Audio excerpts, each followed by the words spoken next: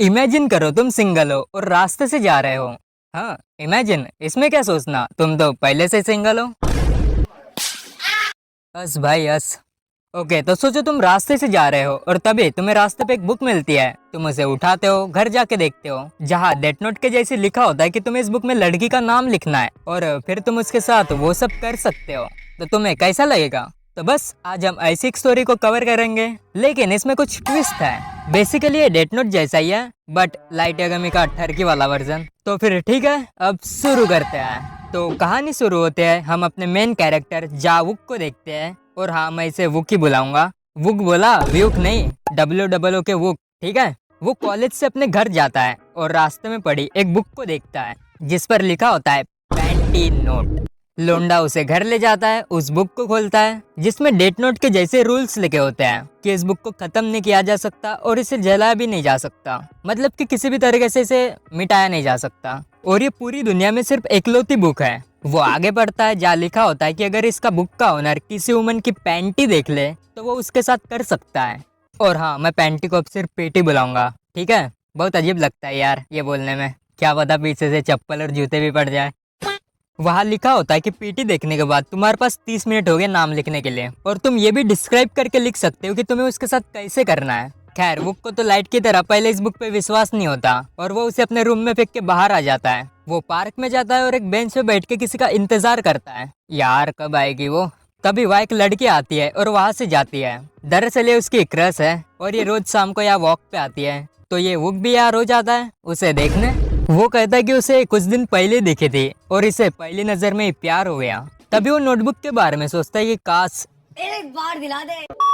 वो फिर इमेजिन भी कर लेता है कि वो उसके साथ कर रहा था। खैर, ये सोच के उसका खिलाड़ी मैदान में उतरने के लिए रेडी होता है। वो उसे सुलाता है और बाद में एक रेस्टोरेंट में जाता है, वहाँ खाना खाता है और सोचता है क्या वो नोटबुक सच में असली है। चलो एक बार ट्राई करके तो देखते हैं। लेकिन उसके लिए तो ये आसान नहीं होगा क्योंकि उसे पीटी देखना है और उसने अपने जीवन में अब तक बस एक ही बार देखा है, वो भी गलती से। इसके बाद वो रात में प्लेग्राउंड में जाता है जहाँ वो उसकी एक दोस्त यूरा से मिलता है। वो दोनों ड्रिंक करते हैं और हमें पता चलता है कि वो दोनों एक दूसरे को 10 साल पहले से जानते हैं, लेकिन उससे कभी उसकी बात नहीं हुई है। और अब कुछ महीनों पहले वो उससे बात कर रहा है और अब वो रोज रात को यहाँ प्लेग्राउंड में मिलते हैं और दोनों ड्रिंक करते हैं। तभी यूरा वहाँ एक झूले पे झूलती है। हाँ, झूले पर ही। वो काफी तेज झूलती है जिसकी वजह से वो नीचे गिर जाती है और वो ऐसे पोजीशन में गिरती है कि वो उसकी पीटी देख लेता है और तभी उसे नोटबुक की याद आती है। वो जल्दी घर जाता है और यूरा को बताता है कि मैं अभी थोड़ी देर में आता हूँ। वो सोचता है क्या ये सही रहेगा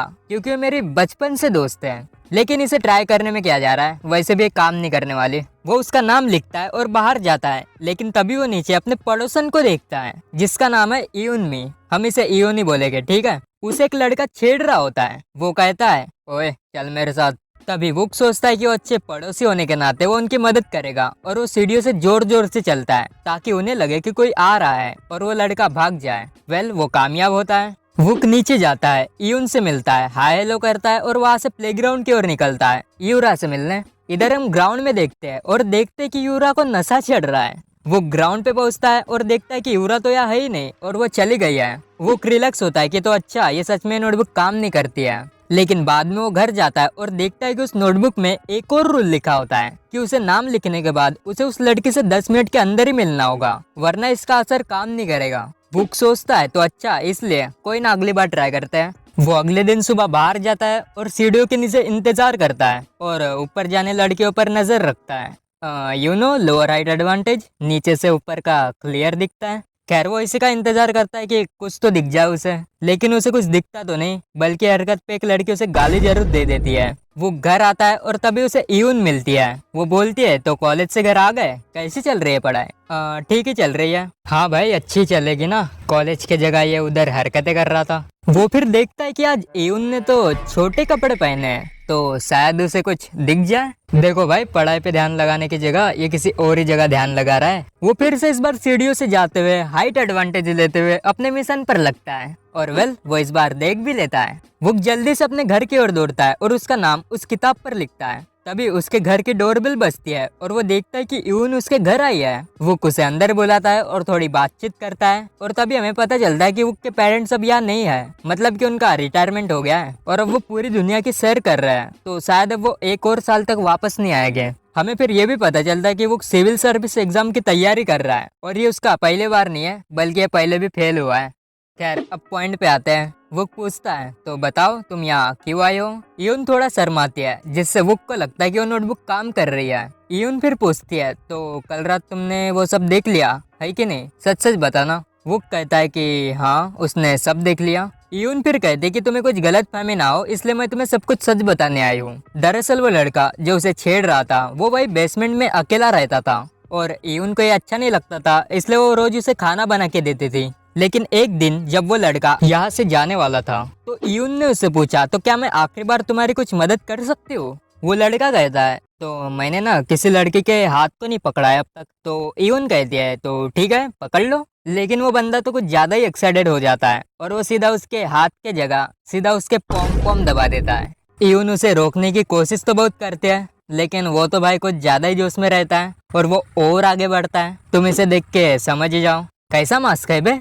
खैर वो चालू तो करता है लेकिन लोंडे को तो पेन ड्राइव कंप्यूटर से कनेक्ट करना नहीं आता, तो वो सारा का सारा डेटा बाहर ही फेंक देता है।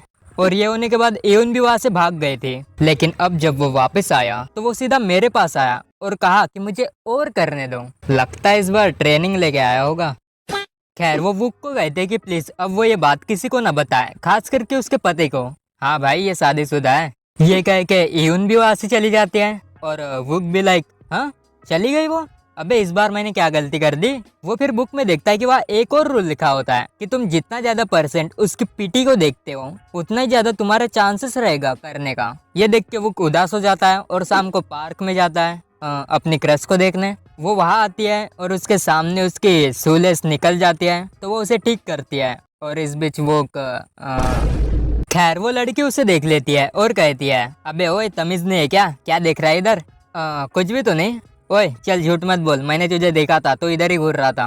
वो फिर अपनी गलती मान लेता है और कहता है कि सॉरी मैं तो बस आपके जैसे सुंदर लड़की को देख के अपने एग्जाम का स्ट्रेस रिलीव करने आया था। वो वहाँ से चला जाता है और रात में ग्राउंड में यूरा से मिलता है। वो कहता है अरे यार आज तो इसने जीन्स पहनी है, अब तो कुछ नहीं दिखेगा। वो दोनों फिर बातचीत करते हैं और यूरा कहती है तुम तो अकेले रहते हो ना तो तुम्हें खाना बनाना आता है। नहीं मैं तो बाहर से खाता हूँ। यूरा कहती है तो मैं तुम्हें कुछ खिलाऊं। वो कहता है अरे खाना भाई। उसके बाद हम अगले दिन देखते हैं कि वो कॉलेज से घर आता है और कहता है ये नोटबुक तो यूजलेस है बे, इसे यूज करना तो काफी मुश्किल है। वो फिर एवन से मिलता है और इस बार वो हाइट एडवांटेज भी नहीं उठा पाता क्योंकि एवन उसे पहले सामने चलने बोलती है।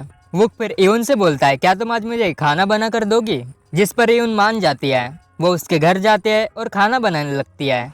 तभी यून फिर अपना 69 IQ दिमाग लगाता है और कहता है आपको गर्मी लग रही है ना, तो क्यों ना मैं ये फैन ऑन कर दूं। वो उसके पास फैन ऑन कर देता है ताकि वो इस हवा का फायदा अच्छे से उठा सके, लेकिन इसमें भी वो अच्छे से नहीं देख पाता है तो वो सीधा फिर रेंगते उसके पास नीचे चला जाता है भाई। और तब वो देख भी लेता है लेकिन तब यून की भी नजर इस पर चली जाती है। कोई बदतमीज ये तो क्या कर रहा है। वो वहां से चली जाते हैं और वुक को शायद इस बार भी अपना हाथ ही चलाना पड़ेगा। वुक उसे रोकने की कोशिश तो करता है लेकिन वो तो नहीं रुकती। वो फिर जल्दी से नोटबुक पर लिख देता है और कहता है अब इसे काम करना ही पड़ेगा वरना मेरे तो एल लगने वाले हैं। तभी दरवाजा बजता है और वो खोलता है अपना दरवाजा। वो देखता है कि यून है। वो कहती है हम पास ही में रहते हैं इसलिए हमें इस पर बात करनी होगी। वो अंदर आती है और पूछती है आखिर तुम सिर्फ मेरी पीटी देखने के लिए ऐसा कैसे कर सकते हो।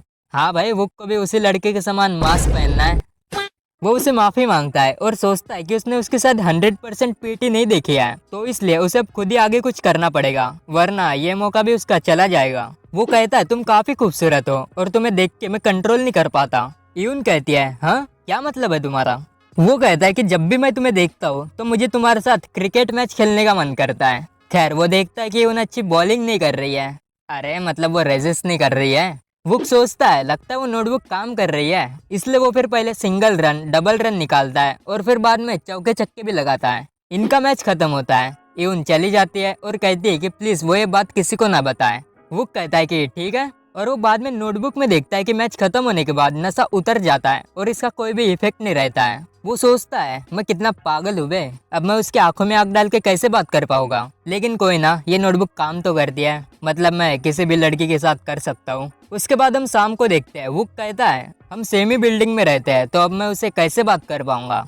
तभी वो देखता है कि वो नीचे से आ रही होती है। वो जल्दी से नीचे उसे मिलने जाता है, पर यून उसे इग्नोर करके अपने रूम में जाती है। उसके बाद रात में हमेशा की तरह प्लेग्राउंड में जाता है यूरा से मिलने, लेकिन वो आज नहीं आती है, शायद अपने किसी काम में बिजी होगी। अगले दिन वो यून को देखता है, लेकिन आज भी उससे बात नहीं कर पाता और वो वही सोचता है कि काश एक बार मिल जाए।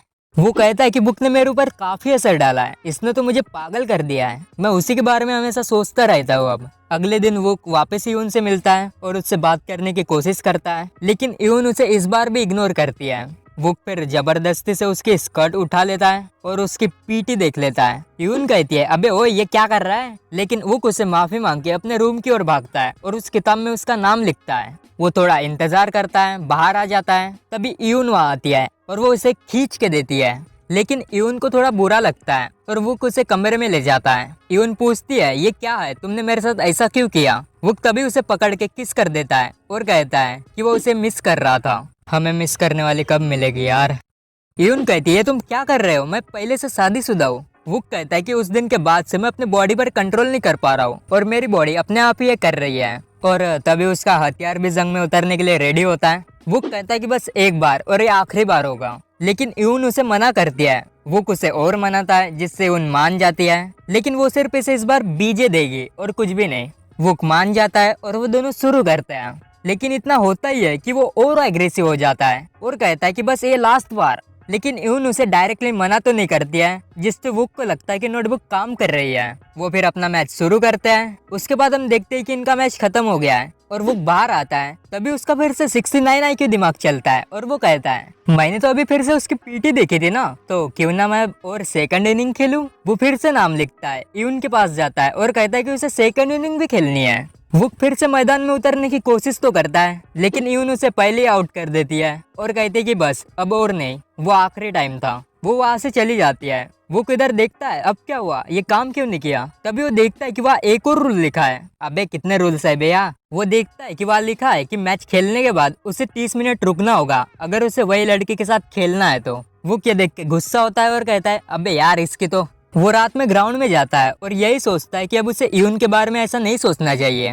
तभी वहाँ यूरा आती है और वो दोनों ड्रिंक करते हैं। वो सोचता है आज तो क्या माल लग रही है यार इन कपड़ों में, काश आज वो दिख जाए। तभी वो अपनी इमेजिनेशन की दुनिया में खो जाता है। लगता है लौंडे को आज कुछ ज्यादा ही नशा चढ़ा है। और वो पूछती है ओए क्या हुआ, क्या सोच रहे हो। वो कहता है कुछ नहीं। वो कहते कि इस वीकेंड में खाली हो तो मैं तुम्हारे लिए खाना बना के दे सकती हूँ। अगले दिन यूरा और वो सामान लेके घर जाते हैं। तभी वो यून से मिलते हैं। हाँ ओए तेरी गर्लफ्रेंड भी है। और साला इधर मेरे पे टूट पड़ता है।